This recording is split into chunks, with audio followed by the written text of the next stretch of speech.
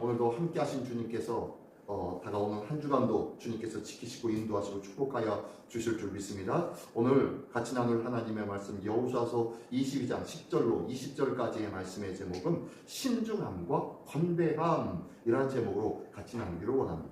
오늘 본문의 말씀 속에서는요, 요단강 동쪽으로 돌아간 세 지파가 있습니다. 정확하게 따지면 두 지파 반이죠. 그동안 요단의 서쪽을 정벌하기 위하여서 제일 먼저 앞장서서 싸웠던 지파, 바로 르우벤과 갓과 므낫세의 반 지파, 이 두 지파 반이 앞장서 싸움으로 말미암아 아주 대승을 거두었습니다. 그리고 이 모든 지파가 모든 지역이 싸움으로 말미암아 정복되어지고 또 분배가 다 끝나자마자 이제 그 르우벤과 갓과 므낫세 반 지파는 원래의 요단 동편 자기들의 땅으로 돌아갑니다. 근데요, 돌아가자마자 사건이 발생합니다. 그 사건이 무엇이냐? 바로 큰 재단을 쌓는 일이었는데요. 이 소식을 이제 요단 서쪽에 있었던 이스라엘 사람들이 듣고 깜짝 놀랍니다. 우리와 함께 싸우던 자가, 우리의 지파, 우리의 형제가 어짜여 요단을 건너자마자 또 다른 재단을 쌓았단 말이냐? 우리의 재단은 길갈에 있던 재단이 지금 어디에 있습니까?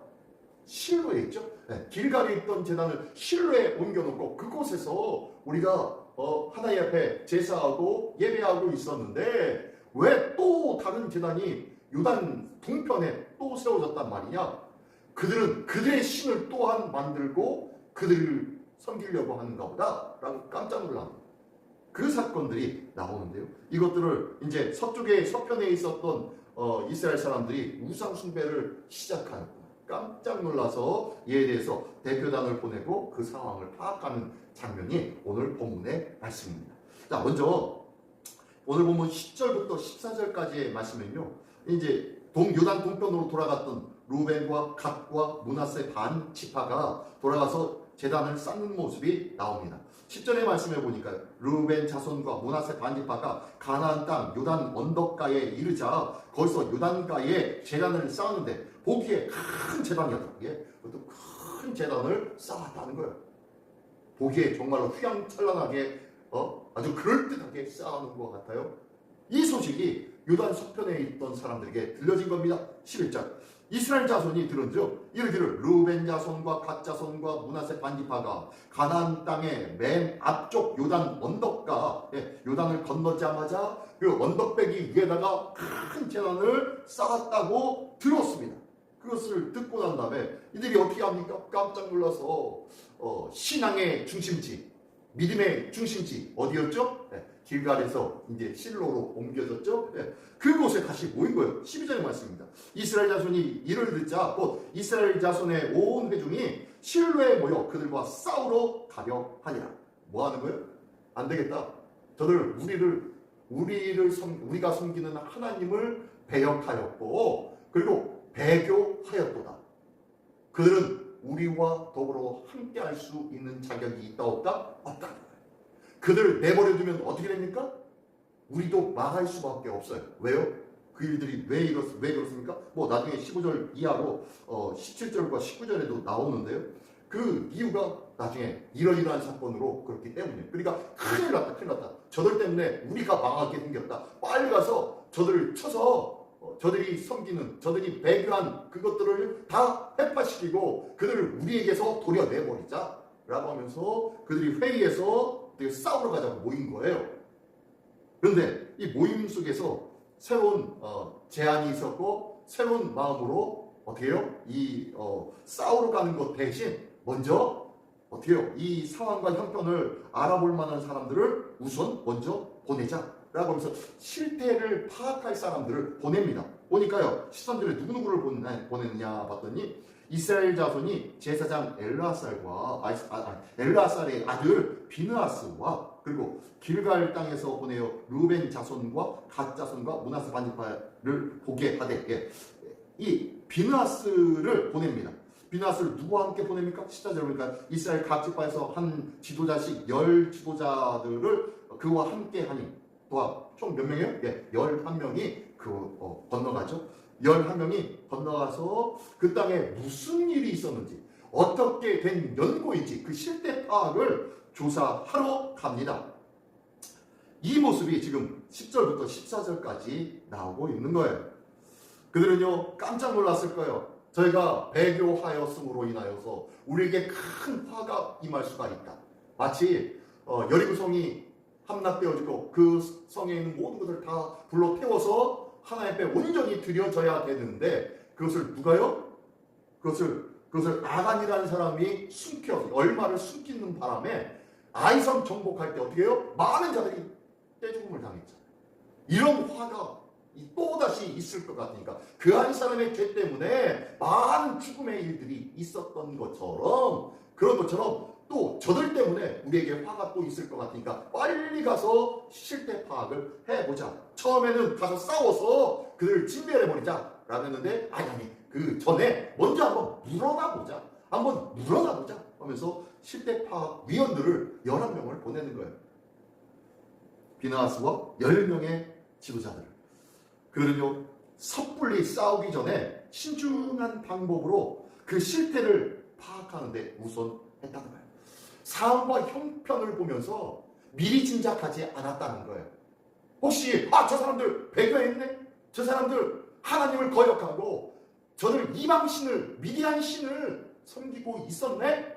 라는 것에 오해하지 않기 위해서 그들이 행한 일들이 어떤 일 때문에 그랬는지 그 자초 지점을 정확하게 알아보기 위해서 사람을 보냈다는 거예요. 오해가 되기 전에, 오해가 이해로 되어질 수 있도록 사람을 보내서 차분하게 대화하고 그리고 그들을 이해하려고 하였다는 거예요. 이게 바로 이들의 신중한 태도입니다. 오늘 본문의 말씀의 제목이 신중함과 관대함인데요. 여기에서 신중함이 나오고 있는 거예요. 우리가 함부로 섣불리 미리 짐작하는 어리석음을 범하는 그런 일들이 많이 있어요. 상황과 형편을 보고 겉모습만 보고 우리의 생각으로, 내 생각으로 판단합니다. 아이고 저 양반 또 이랬나 보네, 또 저랬나 보네, 또 마음에 또 저런 거 아니야, 이런 거 아니야, 저런 거야 라고 하면서 혼자 생각하고 혼자 북치고 장구치고 다 하죠. 그러면서 그 사람을 평가하고 폄하하고 그리고 비난하는 일들이 혹시 있지 않았습니까? 섣불리 판단하기 전에 우리가 오해하지 않도록 미리 기도하고 그들과 대화하며 그들의 상황과 형편을 미리 알려고 하는 그런 노경과 신중함이 있기를 예수님의 이름으로 축원합니다. 이게 하나님의 사랑이었을 거예요. 자, 그러면서요, 이제 그들이 이제 11명의 실태 파악하는 조사원들이 그들이 강 건너서 동편으로 갑니다. 자, 15절의 말씀에 보니까 이렇게 나오네요. 그들이 길르앗 땅에 이르러 르우벤 자손과 갓 자손과 므낫세 반지파에게 나아가서 그들에게 말하여 이르되 라고 합니다. 그들이 어디에 갔다고요? 길르앗 땅에 갔대요. 길르앗 땅. 이 길르앗 땅이 어딘가 봤더니요, 요단강을 건너자마자, 즉 처음에 요단강을 건너서 가나안 땅으로 들어왔던 그곳을 다시 건너갑니다. 건너가면 그쪽 지역이, 가까운 지역이 바로 이 길르앗 지역이었어요. 그 땅은 갓지파의 땅입니다. 갓지파의 땅에다가 아마 이 제단을 세워놨던 것 같아요. 요단강 건너자마자 그 제단을 만들어 놓은 것 같아요. 그리고 그 위쪽으로는 므낫세 반지파, 그 아래쪽으로 르우벤 지파가 있는데 배정받았는데 그 지파들과 함께 가가지고 대화를 하는 거예요. 자, 그들에게 나아가서 이르기를 16절에 이렇게 얘기합니다. 여호와의 온 회중이 말하기를 자, 우리가 요단 서편에 있는 많은 이스라엘 하나님의 백성들이 난리가 아니다, 난리가 라고 하면서 말을 전합니다. 그들이 이야기하기를 너희가 어찌하여 이스라엘 하나님께 범죄하여 오늘 여호와를 따르는 데서 돌아서서 배역하여서 너희를 위하여 재난을 쌓아 너희가 오늘 여호와께 거역하고자 하느냐 라고 하면서 얘기합니다. 너희가 어떻게 너희들 자신만을 위해서 하나님을 섬기는 저 제단이 실로에 있는데 여기다가 무슨 제단이야 이게? 미디안 신, 바알 신, 그 신을 섬기는 제단이야? 이게 뭐니? 라고 묻습니다. 그러면서 하는 말이요, 17절에 말씀을 합니다. 17절에 부올의 죄악으로 말미암아 여호와의 회중이 재앙을 내렸으나 오늘까지 우리가 그 죄에서 정결함을 받지 못하였거늘 그 죄악이 우리에게 부족하여서 18절 오늘 너희가 돌이켜 여호와를 따르지 아니하려 하고 하느냐 너희가 오늘 여호와를 배역하면 내일은 그가 이스라엘 온 회중에게 진노하시리라. 앞에서 얘기했던 말과 비슷하죠. 이 부활의 제약이 뭐냐라면요. 이스라엘 백성이 출애굽하여서 이 광야를 지나면서 미디안 광야를 지날 때에 미디안 땅을 섬기고 있었던 사람들, 그 사람들이 이 부활의 땅에서 뭘 하냐면요. 여자들이 수많은 여자들이 어떻게 해요? 이방 신을 향한 제사를 드렸어요. 그 제사가 뭐였다고요? 음란한 제사였죠. 이것을 보고 이 하나님의 사람 이스라엘 사람들이 보고 처음에는 그냥 지켜보았는데 신기하네. 그리고 마지막에 끝에는요 아주 음란함으로 끝내는 제사를 보면서 신기하다가 결국에요 같이 따라가가지고 같이 육신의 죄악을 저지릅니다. 그러므로 말미암아 하나님께서 징계하셔서 24,000명이 죽어요. 그들의 죄악으로 말미암아. 그때 이 비나스가 가가지고 그를 다 쳐 죽여버리죠. 아무튼 이 24,000명이 죽게 되어진 그 사건이 있었습니다. 그러면서 그러한 일들을 또다시 너희가 범죄하려고 그러느냐? 그러면서 이제 여기에 파견 나온 그 조사원 중에서 리더가 누구였죠? 네, 비나스였죠. 비나스와 10명의 지도자들이었죠. 이 비나스가 이때 부올의 죄악으로 말미암아 제거할 때 어떻게 해요? 이 비나스가 중심이 돼서 이 제거를 했단 말이에요. 이 불행하고 비참했던 그 상황을 정확하게 알고 있었던 이 비나스가 가가지고 너희들 그때 이야기, 그때 생각 다시 한번 기억나지도 않냐? 그때 그 너희 한 몇몇의 죄악함으로 말미암아 24,000명이 죽었는데 너희가 지금 뭘 하고 있는 거냐? 라고 하면서 진노하는 거예요. 그러면서 19절에 너희가 머물고 있는 요단 동편의 땅이 지금 미디안 광야가 있었고 그들의 미디안 광야의 이방신의 영향을 받는 땅인데 그 땅에 있는 곳 너희가 그 땅이 정말로 부정한 땅처럼 느껴지냐? 그러면 우리 이쪽으로 서쪽으로 다시 건너와라. 우리가 우리의 땅을 배분해 받은 땅을 다시 나눠서 너희에게 쪼개서 줄 테니까 다시 와라 라고 얘기하는 게 19절입니다. 19절을 읽어볼게요. 그런데 너희 소유지가 만일 깨끗하지 아니하거든 여호와의 성막이 있는 여호와의 소유지로 건너와서 요단 서편으로 건너와서 우리 중에서 소유지를 나누어 가질 것이니라. 우리가 가지고 배분받았던 이 땅을 너희도 조금씩 잘라서 다시 줄게. 그러니까 오직 우리 하나님 여호와의 제단 외에 다른 제단을 쌓음으로 여호와를 거역하지 말며 우리에게도 거역하지 말라. 그러므로 말미암아 하나님을 배교하고 그리고 우리와 등지는 일들을 하지 말아라 라고 하면서 제안을 하는 거예요. 지금 이들이. 이게 바로 관대함입니다.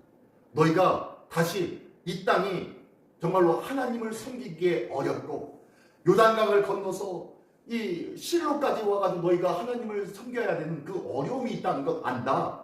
그렇다면 이 땅에서 너희가 정착하고 하나님을 섬기기가 어려운 땅이라고 생각되어지면 그냥 너희도 우리처럼 이 요단 서편을 건너와라. 우리의 땅들을 우리가 배분받은 땅을 잘라서 너희에게 줄게. 그리고 너희와 함께 머물자. 결단코 하나님을 배반하는 일들이 없었으면 좋겠어. 하나님을 배반하면 우리와 뒤치는 일이고 우리도 너희와 싸울 수밖에 없어. 그러니 우리가 함께하자. 우리의 것들을 내어줄 테니 이쪽으로 와라 라고 하면서 관대하게 그들을 수용해 줍니다. 나의 가지고 있는 소유를 쪼개 나눠줌으로 인하여서 그들에게 베풀므로 인하여서 그들과 함께 어떻게 해요? 화치라는 거예요. 그리고 함께 사는 일들을 지금 하는 거예요. 상호 같이 공존하자고 이야기하는 거예요. 그러면서 마지막에 20절에 뭐라고 합니까?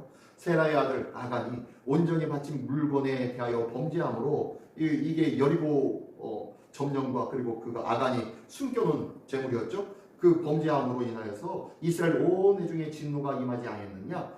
그 한 사람의 죄 때문에 온 많은 사람들이 그 죄의 값을 받았지 않느냐? 그 죄악으로 멸망한 자가 그 한 사람만이 아니었느니라. 그 한 사람만의 죄악으로 말미암아 그 사람만 벌받은 것이 아니었잖아. 그러므로 너희의 죄악으로 말미암아 우리까지 범죄한 자가 될까 두려우니 차라리 이쪽으로 건너와 라고 하며 그들을 포용하고 수용하겠다라고 지금 제안을 하고 있습니다.